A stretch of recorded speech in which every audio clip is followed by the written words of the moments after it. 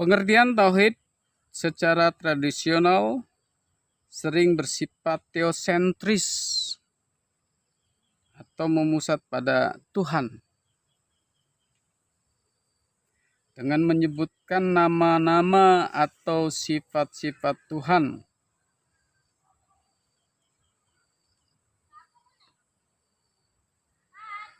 Niat beribadah karena Tuhan, menyerahkan diri pada Tuhan, meminta segala sesuatu pada Tuhan, membela Tuhan, dan ingin melihat dan mendapatkan keridhaan Tuhan. Tauhid yang bersifat teosentris ini sudah baik, namun belum memadai. Di samping bersifat teosentris, sebaiknya tauhid juga antroposentris, yakni memusat pada mahasiswa yang berdampak positif bagi kehidupan manusia. Dengan kata lain, yang diperlukan adalah tauhid yang transformatif. Karena demikian banyak peran dan fungsi yang dapat dilakukan oleh tauhid, maka tauhid ini terkadang dinamai ilmu usuluddin, ilmu kalam, ilmu aqaid. Dinamai ilmu usuluddin karena ilmu ini membahas aspek pokok atau fundamental dari ajaran agama, yakni kepercayaan dan keyakinan yang kukuh dan terhujam dalam hati, disertai dalil-dalil naqli, yaitu Al-Quran dan Al-Hadis, dan dalil akli, yaitu pemikiran akal yang kukuh, yang kuat. Dari keyakinan yang kukuh inilah lahir ilmu-ilmu agama lainnya, atau lahirlah syariah dalam bidang lainnya, seperti ibadah, akhlak, dan muamalah. Dengan dasar tauhid ini, maka berbagai aspek syariat Islam lainnya memiliki pijakan dan landasan yang kukuh. Selanjutnya dinamai ilmu kalam karena di dalamnya dibahas tentang firman Allah Subhanahu wa Ta'ala, serta pembicaraan atau perdebatan tentang berbagai masalah dengan menggunakan kata-kata atau perkataan yang ditopang oleh dalil-dalil Al-Quran. Berbagai masalah tersebut antara lain tentang mukmin, tentang kafir, tentang musyrik, tentang murtad, dan sebagainya. Surga, neraka, kekuasaan Tuhan, kebebasan dan keterbatasan manusia, qada dan qadar, ikhtiar, kasab dan nasib, hari akhirat, kebangkitan di alam kubur, dan kehidupan di akhirat. Itu wilayah mengapa tauhid dinamakan ilmu kalam.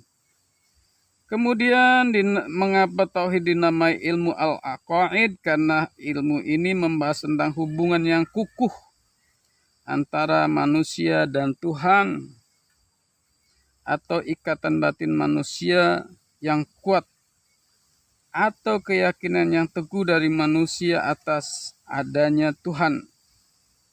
Dinamai akidah karena jika ikatan ini lepas atau memudar, akan memberikan dampak yang buruk bagi manusia.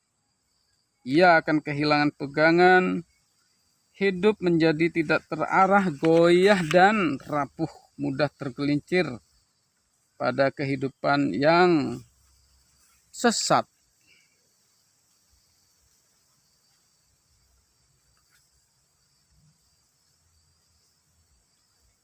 Kedudukan iman atau tauhid sebagai dasar pengembangan ilmu pengetahuan juga dikemukakan oleh pembaharu Islam Nurkhalis Majid sebagai berikut. Tapi masih terdapat satu lagi bentuk kesadaran seorang muslim yang bersama dengan kesadaran keimanan dan amal perbuatan membentuk segitiga pola hidup yang kukuh dan benar, yaitu keilmuan. Seolah menengahi antara iman dan amal itu dari suatu segi. Sebagaimana ibadah juga menengahi antara keduanya dari segi yang lainnya. Ilmu adalah bentuk kesadaran muslim yang juga sangat sentral. Pendapat para pakar terkemuka di atas semakin mempertegas suatu keyakinan atau pemahaman kosong. Keyakinan bahwa tauhid atau keimanan pada Tuhan bukanlah sesuatu keyakinan atau pemahaman yang kosong, yakni bahwa dengan mengakui beriman saja seseorang sudah cukup menjadi orang yang soleh dan dijamin selamat di dunia dan akhirat. Iman atau tauhid dalam Islam adalah merupakan energi yang sangat dahsyat dan harus memberi pengaruh bagi kemajuan manusia secara seimbang antara dunia dan akhirat. Tauhid harus tercermin dalam niat dan motivasi yang ikhlas dan kukuh, orientasi hidup hanya untuk memperoleh keridhaan Allah semata. Perasaan merasa diawasi Allah, kemudian harus bertanggung jawab kepadanya di akhirat nanti. Menimbulkan rasa bebas dari perbudakan oleh manusia. Bebas berpikir dan bertanggung jawab karena Allah. Tidak merasa takut mati, karena mati hanya terjadi atas izin Allah. Menimbulkan kesadaran dan kesolehan sosial. Adik-adik yang dirahmati Allah Subhanahu wa taala, kita beranjak pada siapa sebenarnya penemu dari ajaran tauhid yang melalui observasi, pengamatan, kemudian melalui pengalaman yang tinggi dan tidak dapat dibantah lagi. Dalam ilmu perbandingan agama, Nabi Ibrahim sebagai bapak teologi Islam yang beraliran monoteisme, artinya beraliran hanya mengesahkan satu Tuhan, monoteisme, atau percaya pada satu Tuhan, atau dalam bahasa agamanya tauhid, mengesahkan Tuhan. Penemuan Nabi Ibrahim tentang monoteisme itu dilakukan melalui kajian yang memadukan antara unsur pengalaman visual dengan menggunakan panca indera, kemudian empirik, penelitian, dengan kajian yang bersifat kualitatif, rasional, dan kajian yang berbasis pada intuisi, rasa, intuisi. Jadi ketika Nabi Ibrahim di situ mencari tentang Tuhan yang sebenarnya. Sehingga dia melakukan pengalaman batin yang sangat tinggi ketika hatinya bertolak belakang dengan kondisi penyembahan pada saat itu, ketika di sekitar Ka'bah dikelilingi dengan patung-patung berhala yang disembah oleh masyarakat setempat. Jadi pengalaman batin yang sangat tinggi dengan cara melalui panca indera, melalui empirik penelitian. Ketika ada malam, di situ ada bulan, maka Nabi Ibrahim meyakini bahwa bulan itu Tuhan. Tapi ketika malam berakhir kemudian terbit matahari, Nabi Ibrahim meyakini kalau matahari itu adalah Tuhan. Jadi dialami. Tapi ketika sifat dan zatnya matahari tenggelam juga ketika malam, maka berangkat pemikiran Nabi Ibrahim bahwa tentu yang tidak abadi adalah makhluk. Maka pemikiran Nabi Ibrahim berangkat begitu tajamnya, intuisi yang ada di dalam hatinya, bahwa semua itu adalah makhluk. Sehingga berkesimpulan bahwa yang Tuhan Allah Subhanahu wa Ta'ala adalah yang menciptakan jagat raya ini, yang menciptakan makhluk. Di sini dikatakan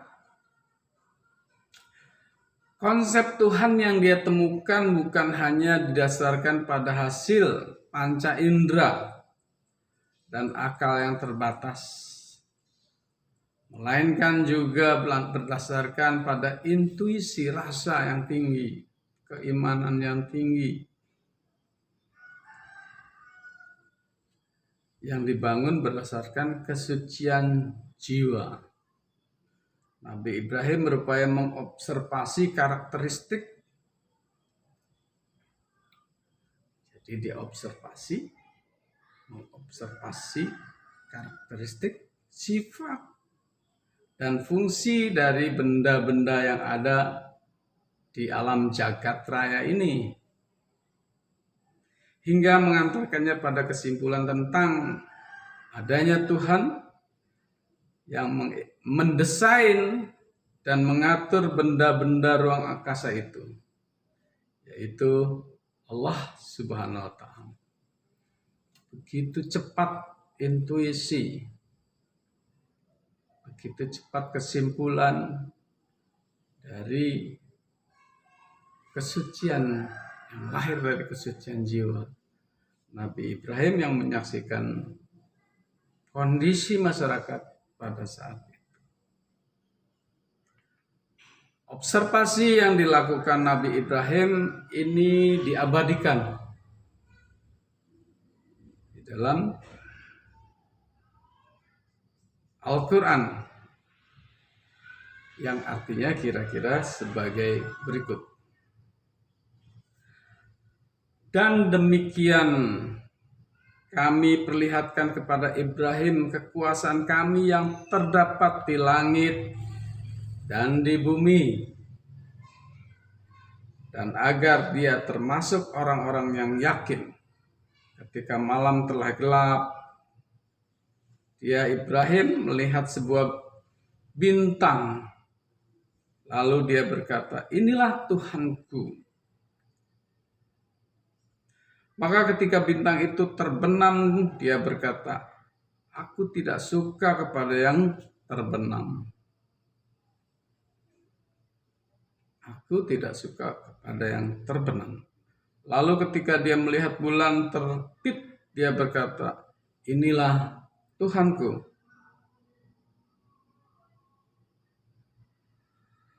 Tetapi ketika bulan itu terbenam, ia berkata, sungguh jika Tuhanku tidak memberi petunjuk kepadaku, pastilah aku termasuk orang-orang yang sesat.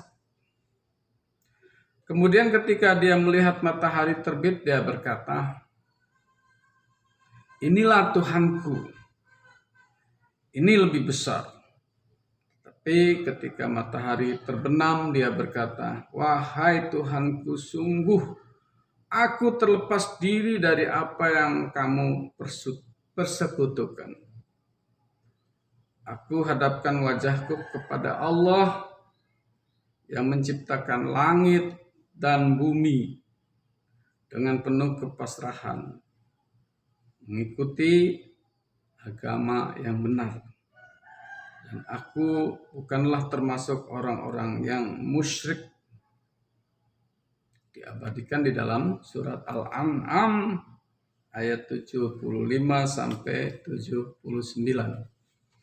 Begitu pencarian Nabi Ibrahim melalui intuisinya yang kuat, melalui kebersihan jiwanya yang kuat untuk mencari sesungguhnya Allah Subhanahu wa ta'ala. Pada ayat tersebut dinyatakan bahwa Nabi Ibrahim menyaksikan kekuasaan Allah yang ada di langit dan di bumi. Ketika bumi gelap, tampak bintang, dan Ibrahim menduga bintang itu Tuhan. Dan seterusnya. Dan seterusnya. Tentang penggunaan panca indera, akal, dan hati nurani, intuisi, Nabi Ibrahim dalam memahami alam jagat raya. Di sini fenomena alam tersebut dinyatakan dalam Quran surat An-Nahl ayat 78 yang artinya sebagai berikut. Dan Allah mengeluarkan kamu dari perut ibumu dalam keadaan tidak mengetahui sesuatu pun. Dan dia memberi pendengaran, penglihatan, dan hati nurani agar kamu bersyukur. Nilai keimanan atau tauhid yang ditemukan oleh Nabi Ibrahim tersebut merupakan suatu temuan besar yang melampaui temuan para ahli di bidang sains dan teknologi. Karena sains dan teknologi bisa disalahgunakan untuk tujuan-tujuan kejahatan. Sedangkan temuan di bidang keimanan atau tauhid membawa manusia terbebas dari perbudakan oleh manusia atau lain. Iman membawa manusia menjadi bebas secara bertanggung jawab. Iman menyebabkan manusia memiliki akhlak yang mulia. Iman menyebabkan manusia menjadi amanah, terpercaya, dan menyebarkan kebaikan dan kedamaian bagi kehidupan. Adik-adik yang dirahmati Allah Subhanahu wa ta'ala, peran tauhid dalam integrasi ilmu. Sini kita akan membahas peran tauhid dalam integrasi ilmu. Karena keimanan seseorang itu akan tercermin dari perilaku. Perilaku seseorang akan tercermin dari ketinggian ilmunya. Di sini kita akan coba Tauhid secara transformatif memiliki hubungan yang integrat dengan berbagai aspek keilmuan, terutama dalam pengembangan ilmu pengetahuan. Karena dasar daripada tauhid, kita bukan hanya meyakini tentang keesaan Allah Subhanahu wa taala, tetapi diimbangi dengan ilmu, diimbangi dengan pengetahuan. Dibaca tanda-tanda alam, ayat-ayat alam yang ada di sekitar kita. Di sini bahasan dari peran tauhid dalam integrasi ilmu. Yang pertama adalah tauhid mengintegrasikan aspek ontologi. Jadi aspek sumber ilmu, aspek sumber ilmu. Tauhid dapat dipahami sebagai upaya mengintegrasikan atau menyatukan atau memandang bahwa pada hakikatnya seluruh sumber bagi pengembangan ilmu itu satu. Seluruh sumber bagi pengembangan ilmu itu satu dan berasal dari Allah Subhanahu wa ta'ala. Sumber-sumber yang berasal dari Allah Subhanahu wa ta'ala itu berupa ayat Al-Quran, wahyu, merupakan ayat Allah. Kemudian ayat kauniyah, hukum-hukum yang ada di jagat raya. Jadi kita melihat ayat-ayat kauniyah, hukum-hukum yang ada di jagat raya, sunnatullah, melalui kacamata tauhid. Kemudian ada ayat insaniyah, yaitu hukum-hukum yang ada di masyarakat. Hukum-hukum yang ada di masyarakat. Akal pikiran dan hati nurani yang bersih atau intuisi terkait dengan Al-Quran sebagai ayat Allah dinyatakan di dalam Al-Quran sebagai berikut, yang artinya sesungguhnya orang-orang yang beriman adalah mereka yang apabila disebut nama Allah gemetarlah hatinya, bergetar hatinya. Dan apabila dibacakan ayat-ayatnya kepada mereka, bertambah kuat imannya. Dan hanya kepada Tuhannya mereka bertawakal.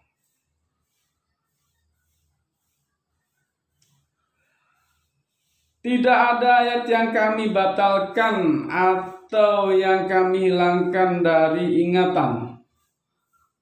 Pasti kami ganti dengan yang lebih baik atau yang sebanding dengannya.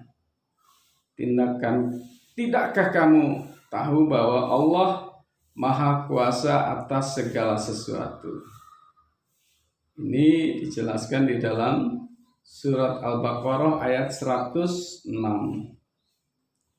Terkait dengan alam jagat raya sebagai ayat kauniyah antara lain dinyatakan, sesungguhnya dalam penciptaan langit dan bumi dan pergantian malam dan siang terdapat tanda-tanda kebesaran Allah bagi orang-orang yang berakal.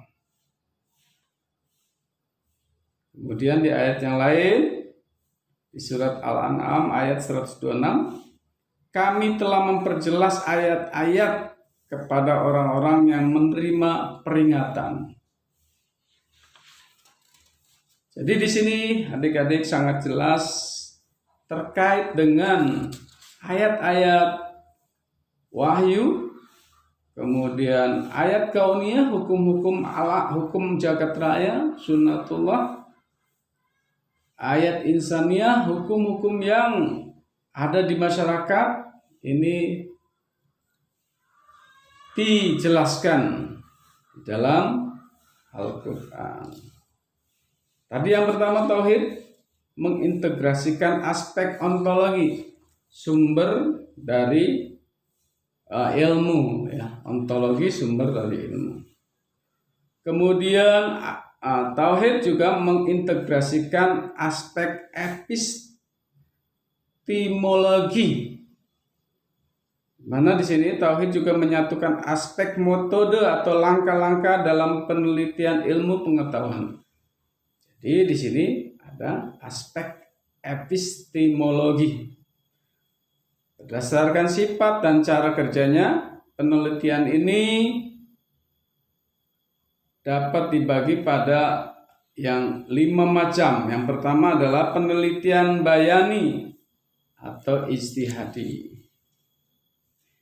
Yang kedua adalah penelitian ijbari atau tashiri yang dilakukan dengan cara mengobservasi dan menggali rahasia yang terkandung dalam alam jagat raya. Kemudian yang ketiga adalah penelitian burhani, adalah penelitian terhadap perilaku manusia dalam berbagai aspeknya. Integrasi, kita meneliti perilaku manusia dalam berbagai aspeknya. Kemudian yang keempat, penelitian jadali, adalah penelitian terhadap segala sesuatu dari segi hakikat, konsep atau jiwanya yang dilakukan dengan menggunakan akal pikiran atau logika, yang dilakukan secara mendalam, radikal, universal, dan sistematis dan spekulatif, yaitu menerawang hingga pada batas yang tidak dapat dijangkau lagi, menerawang pada batas yang tidak dijangkau lagi. Yang kelima adalah penelitian irfani, yaitu penelitian yang menggunakan hati nurani, al-qalbu. Bisa jadi ini adalah intuisi dan mata batin dengan cara dibersihkan melalui taubat, zuhud, sabar, ikhlas, tawakal, muraqabah, muhabbah, dan di sini ada liqa'illah. Dengan cara demikian hatinya menjadi bersih, dan kemudian Allah Subhanahu wa taala memberikan cahaya kepada orang tersebut. Jadi membersihkan hati untuk mendapatkan kesimpulan observasi yang jelas. Kemudian integrasi tauhid ke dalam ilmu di sini. Yang ketiga ada tauhid mengintegrasikan aspek aksiologi, aksi. Ya, aksi di sini iman tererat hubungannya dengan aman, dengan damai, dengan sejahtera dan terpercaya. Hal ini mengandung arti tentang perlunya tanggung jawab moral dari ilmu pengetahuan, yakni bahwa ilmu yang dibangun dari dasar iman adalah ilmu yang diabdikan untuk mewujudkan perdamaian dunia, rasa aman, sejahtera, dan bahagia lahir batin. Nah, di sini adik-adik bahwa integrasi ilmu pengetahuan itu jelas di sini dari 3 hal tersebut, ya.